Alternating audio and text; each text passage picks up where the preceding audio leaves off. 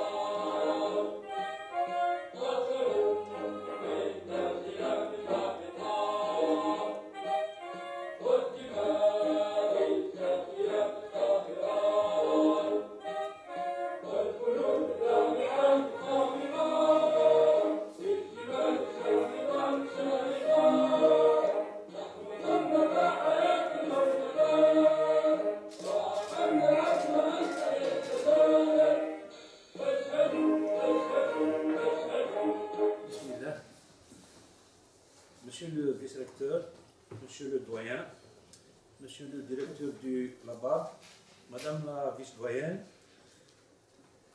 monsieur Bershish, notre invité d'honneur, chers invités, chers collègues, chers étudiants, salam alaikum, bienvenue. Permettez-moi au nom du comité d'organisation de vous souhaiter la bienvenue à tous et à toutes. Avant de commencer nos travaux, permettez-moi de dire deux mots sur les GRPA, Journée de recherche sur les productions animales. La naissance des GRPA a eu lieu il y a 31 années, en 1992, grâce à la volonté d'un groupe et à la ténacité d'un homme, professeur Bershish. Le 31 ans après, nous lançons les 8e éditions. Entre les deux, il y a eu beaucoup d'eau qui a coulé sous les ponts, comme on dit. Il y a eu des collègues qui étaient des étudiants qui ont devenu des enseignants et des professeurs. Il y a eu de jeunes enseignants qui participaient, qui maintenant font participer leurs doctorants. Il y a aussi, malheureusement, et c'est la loi de la vie, des collègues qui étaient fidèles à ces journées et qui nous ont quittés. Je pense notamment à un fidèle participant, c'est le professeur Abdel Ghafi. D'autres sont partis en retraite, c'est le cas du professeur Bershish, initiateur de ces journées. Depuis les 7e journées, c'est en 2014, ça fait 9 ans que nous n'avons pas organisé de journée de recherche. Nous n'avons jamais pris autant de retard, entre guillemets. C'est un peu la reprise du flambeau qui est difficile. M. Bershish étant parti en retraite, nous avons cherché un peu à reprendre nos marques pour reprendre ces journées. Permettez-moi donc, avant de commencer, de passer d'abord la parole à notre doyen, Dr Metari. Vous avez la parole, M. Metari. Monsieur le président d'organisation, donc monsieur le vice-recteur, monsieur le président du comité d'organisation, monsieur le président donc, du séminaire, monsieur Bershish, pilier de production animale au niveau de la wilaya de Tizi Ouzou, et même à l'échelle nationale, plusieurs fois membre des commissions nationales de réflexion sur la question donc, de la production animale. Donc, au nom de monsieur le recteur, il a voulu être parmi nous aujourd'hui, mais comme il est en mission sur la wilaya de Boumerdas, il est président du conseil d'administration. Donc, il a délégué à sa place monsieur le vice-recteur, monsieur Saadi, professeur Saadi Bachir, pour donc l'ouverture solennelle de ce séminaire. Premièrement, je dirais à M. Bershish, merci M. Bershish, la semence que vous avez semée a germé, a fleuré et a donné donc une très bonne récolte. La production animale, la zootechnie, comme vous l'avez appelé tout à fait au départ, dans la première spécialité, est entre de très bonnes mains.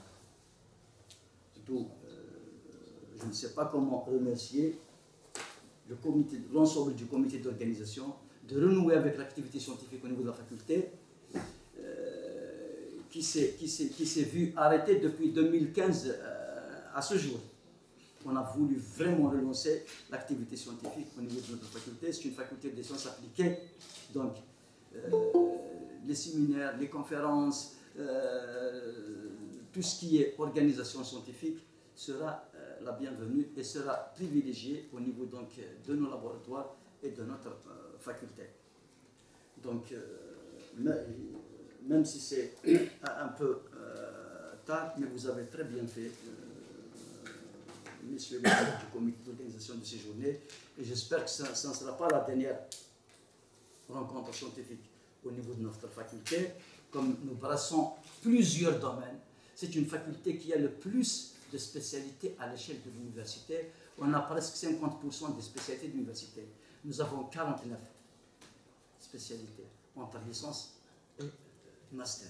Donc pour chacune des spécialités, on peut en faire une thématique bien définie. C'est sûr, ça brasse plusieurs domaines, filières, spécialités à la fois.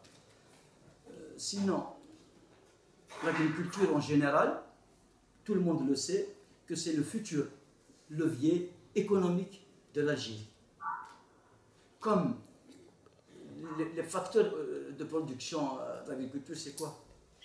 C'est l'eau, c'est le soleil, c'est le sol. Nous avons ces trois facteurs très disponibles au niveau de l'Algérie, particulièrement avec le redessinement de la carte hydrique nationale. On ne peut pas faire de l'agriculture sans eau, on ne peut pas intensifier sans eau. C'est vrai, même si les précipitations, les ressources hydriques ne cessent de diminuer ces dernières années au nord, mais le bon Dieu nous a fait asseoir sur un gisement inépuisable, sur un gisement d'eau inépuisable, qui est celui de la nappe albienne, d'une capacité d'un quart de la mer Méditerranée. C'est facile de dire la mer Méditerranée.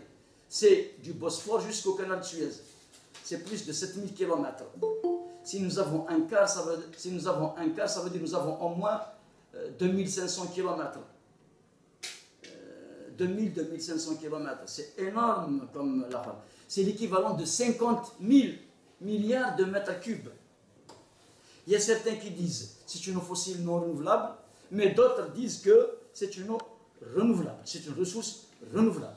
Donc ça veut dire, si au sud, nous disposons de plus de 43 millions d'hectares qui peuvent être utilisés comme SA, une surface agricole utile, si nous disposons d'une quantité d'eau aussi importante que 50 000 milliards de mètres cubes, dont 80% sont en Algérie et 20% sont entre la Libye et la Tunisie. 80% de 50 000 milliards, ça veut dire qu'on a 40 000 milliards de mètres cubes pour l'Algérie. 40 000 milliards, c'est inépuisable. Donc, si nous disposons du sol, si nous disposons de l'eau, nous disposons du soleil, c'est le facteur de production indispensable à l'agriculture. Donc, ça veut dire que l'agriculture a un avenir très prometteur au niveau de l'Algérie. D'ailleurs, actuellement, les firmes internationales ne cessent de se bousculer pour donc investir dans l'agriculture toute confondue. C'est des milliers d'hectares qu'ils sont en train d'occuper et d'investir dans tous les domaines. Et particulièrement aussi l'élevage. Parce que le problème d'élevage, c'est pas moi qui vais le dire, le problème le plus pertinent d'élevage en Algérie, c'est les fourrages. Ils peuvent peut-être le confirmer à travers leur communication après, mais actuellement, on peut en disposer des quantités énormes de fourrage. D'ailleurs, il y a des firmes qui sont lancées directement dans tout ce qui est ensilage et production de maïs et ainsi de suite. D'accord? Donc, ça veut dire, ces journées, elles sont les bienvenues. Ne serait-ce qu'avant-hier, monsieur le recteur m'a délégué à assister à une conférence nationale sur la mise en place de grandes fermes autonomes sur le plan énergie. Donc l'Algérie va investir dans les énergies renouvelables au niveau du sud. Chaque ferme va en disposer de sa propre autonomie en énergie. C'est des fermes de panneaux, c'est des grandes fermes de panneaux photovoltaïques. Donc si nous avons l'énergie, l'eau, le sol, le soleil, la main d'œuvre là qu'on est en train de former, donc ça veut dire l'avenir est pour l'agriculture. D'ailleurs, je l'ai toujours demandé, pourquoi nous étudions un petit peu, il fuit les filières des sciences agronomiques. C'est un peu par rapport aux débouchés. D'ailleurs, j'ai demandé particulièrement M. Qadri, M. Mouhous, de revoir, de moderniser tous les programmes de l'agronomie en général et de la zootechnie en particulier. Ces programmes doivent être attrayants, ils doivent attirer nos étudiants. On doit donner une vraie valeur ajoutée à nos formations. Nos formations doivent être attrayantes. Même Madame le chef de département des sciences agronomiques, je l'ai bien imprégné sur ce sujet pour relancer définitivement, pour valoriser définitivement les sciences agronomiques au niveau de notre faculté. On doit tout faire, on doit s'ingénier, on doit mettre en place tous les moyens pour donc attirer le plus d'étudiants, pour attirer les meilleurs étudiants dans la filière des sciences agronomiques et dans les spécialités des sciences agronomiques.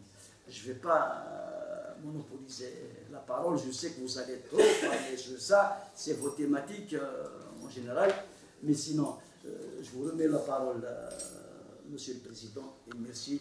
Et je ne sais comment vous féliciter pour avoir relancé ces activités scientifiques au niveau de notre faculté. Merci beaucoup. Merci. Avant de donner la parole à notre invité d'honneur, donc permettez-moi de donner la parole au professeur Houali, qui est donc directeur du laboratoire organisateur de ces journées. Monsieur Houali, vous avez la parole. Monsieur Kadi, donc bonjour tout le monde. Moi, je tiens à féliciter donc l'équipe de Monsieur Kadi pour le courage qu'ils ont eu à préparer ces journées. Ce n'est pas très évident d'organiser des séminaires maintenant, surtout avec le manque de moyens et avec tous les problèmes que vivent pas uniquement notre université, mais quasiment toutes les universités à l'échelle nationale. Donc c'est une très très bonne initiative, d'autant plus que ça fait 9 ou 10 ans qu'il n'y a pas eu de séminaire dans ce domaine-là et même dans d'autres domaines au niveau de notre faculté. Donc ça encouragera un peu les autres à en organiser d'autres. Donc j'espère que ces journées se passeront très très bien et je vous remercie. Voilà. Et surtout un grand bonjour au professeur Berchiche qui est parmi nous. Donc c'est un vrai plaisir de vous revoir aujourd'hui parmi nous et de vous honorer. Ce n'est que méritoire, donc après tout ce que vous avez fait dans cette filière. Donc soyez le bienvenu et très très bonne journée à tout le monde. Merci. Donc sans tarder, nous donnons la parole à notre invité d'honneur, notre professeur Berchiche.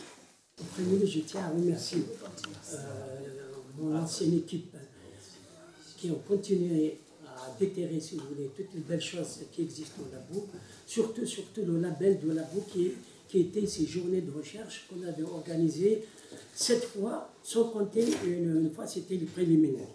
Donc c'était un grand plaisir quand M. Kadi m'a appelé. J'ai même abrégé mon séjour à Paris pour assister. Et surtout, j'étais curieux de voir comment ça se passera une conférence de ce type, moi qui ne connaissais rien du tout sur une conférence en ligne. Ceci dit, je vais peut-être rappeler rapidement, pour certains qui ne sont pas au courant, les objectifs de ces journées. Ces journées, avec un objectif principal de réunir les spécialistes, les gestionnaires en production animale pour mettre au point, être à jour des résultats de recherche. C'était le premier objectif. On a arrêté l'organisation de ces journées en 2014. C'était à l'époque de professeur Hamechi qui était recteur. Pourquoi on a arrêté? Il y a plusieurs éléments. Premier événement qui nous a pratiquement arrêté, c'était le passage à vide à la tête de l'université. Ensuite, c'est le Covid. Donc, ceci dit, M. Kadi et son équipe ont réussi à redémarrer la série, une nouvelle série. Maintenant, j'aurais des derniers mots que je vais dire, c'est l'avenir de ces journées. Monsieur Mettari a parlé de l'agriculture et tout ça. Nous, pour l'avenir de ces journées, c'est d'aller un petit peu vers la vulgarisation des résultats de recherche. Je sais, à l'époque, l'INRA algérien avait un département pour la valorisation des résultats de recherche. Mais à ce jour, il n'y a rien du tout. Donc, le plus important maintenant, c'est de redémarrer, mais aller vers la vulgarisation. Comment on le fait? C'est un petit peu de titiller nos amis qui sont dans l'INRA, dans le secteur utilisateur. Avec l'avènement d'un nouveau ministre, peut-être ça va marcher. Sans doute, il va quand même redynamiser. Donc, le plus important, c'est de chercher à valoriser tous ces résultats de recherche. Un exemple simple. Nous vivons actuellement une crise en agriculture, principalement en agriculture. Le plateau 2 est arrivé à 670 dinars. Le poulet a dépassé à un moment donné 600 dinars. À ce jour, on n'a pas dit les raisons. Le ministre, qu'est-ce qu'il avait dit? Il a pensé beaucoup plus à l'importation. À tel point, la venue de, je vais faire rire un petit peu, une petite anecdote, la venue de nouveau ministre, un ancien ministre du Transport. Ce que m'avait dit un ancien ministre, avant juste celui qu'on a limogé. Je lui ai dit, qu'est-ce que vous pensez de ce nouveau ministre? Il m'avait dit, c'est un ministre qui va faire voyager les produits. Hein, faire voyager les produits. Ça veut dire jouer sur l'importation et tout ça. Donc, moi, j'aurais aimé que, puisque monsieur le doyen de la faculté parle de redynamiser, participer au développement du pays, donc l'équipe de production animale peut continuer, peut suggérer au secteur utilisateur la valorisation des résultats. Exemple simple. Au niveau du laboratoire, bien avant mon départ, l'équipe avait réalisé des travaux dignes d'éloge sur l'alimentation. Tout le monde doit le savoir, s'il ne le sait pas, que c'est l'alimentation, le moteur de production animale. Notre équipe de recherche avait réalisé d'excellents résultats ponctués par des publications internationales et sur des tests. Donc si on se mettait à valoriser tous ces résultats de recherche, on va régler pas mal de problèmes. On ne va pas attendre le Brésil nous vendre du poulet. Il y a beaucoup de choses à faire. Il n'y a pas uniquement produire qu'il faut regarder. C'est la forme aussi.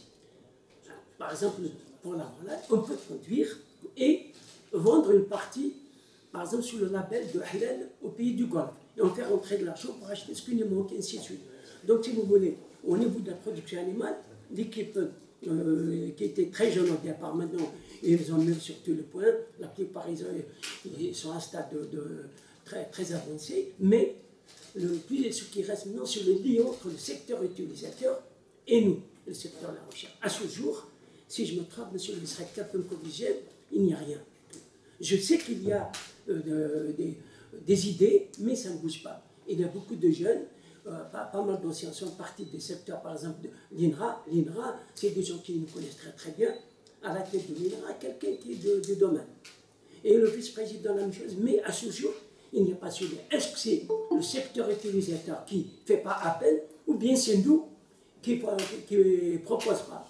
Donc il faudrait, avec ces journées par exemple, une prochaine édition, aller vers un système, comment faire une jonction entre le secteur utilisateur et le secteur de la recherche. Voilà ce que je veux dire. Je remercie encore une fois M. Kadi d'avoir une pensée à nous être. Et je n'ai pas remis les pieds ici, depuis mon départ en retraite, ça fait 4 ans. Ça fait un plaisir de vous voir tout le monde. Merci.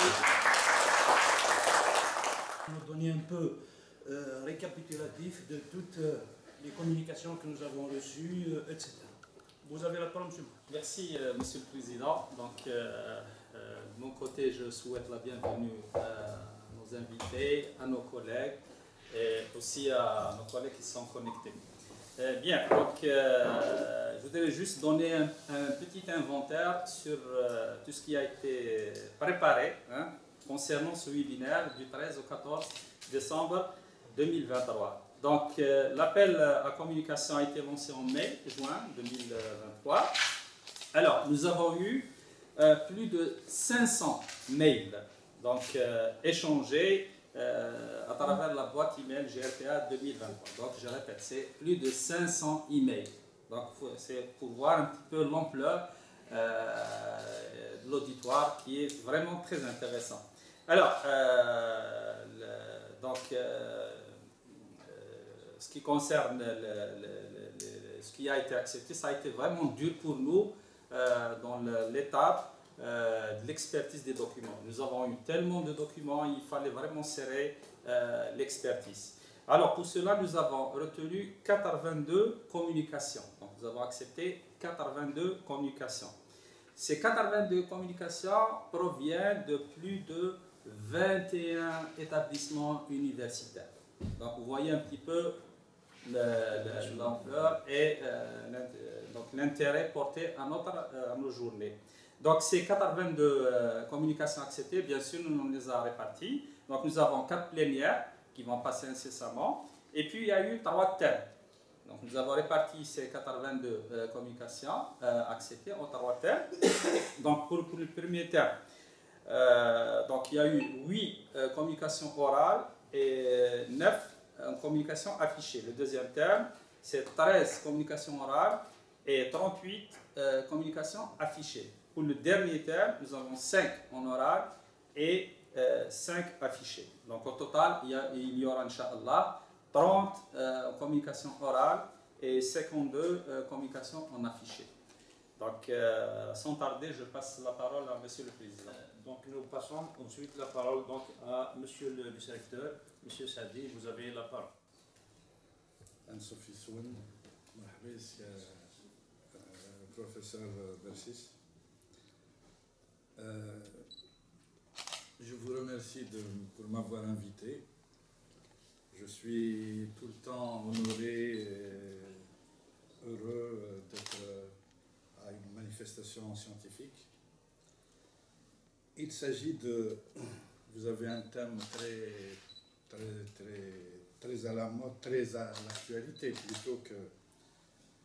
avec l'énergie et la santé, vous faites partie, c'est un thème qui fait partie des priorités nationales. Monsieur Metahari a parlé beaucoup de l'eau comme étant quelque chose de nécessaire pour l'agriculture. Effectivement, à notre niveau, il est peut-être temps de faire revivre le laboratoire des eaux qui a cessé de fonctionner depuis un certain temps. Et j'ai peur qu'il ait la même suite qu'on a donnée à 2 autres laboratoires de l'université, c'est-à-dire vers la dissolution. Quand bien même les collègues de droit et de sciences économiques ont tout fait pour maintenir ces 2 laboratoires en place, après avoir reconstitué les équipes, etc., avec tout le canevas qu'il fallait, la réponse de l'agence thématique, ça a été de dire qu'il n'y a pas eu de production scientifique depuis un certain temps, donc ils sont appelés, ces 2 laboratoires-là, à être dissous. Et j'ai peur qu'il ait le même sort, celui des eaux, que les 2 premiers.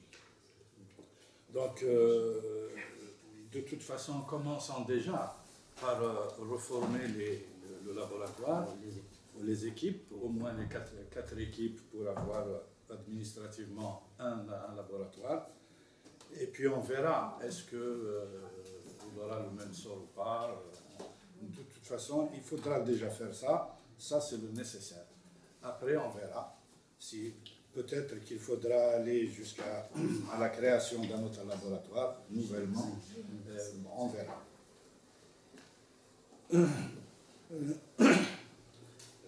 Il est vrai que, comme on dit du bâtiment, lorsque l'agriculture va, tout va. On le voit maintenant avec les nouvelles technologies. C'est ce qui se passe pour la santé. La santé, la médecine est ce qu'elle était. Elle est toujours ce qu'elle était avant.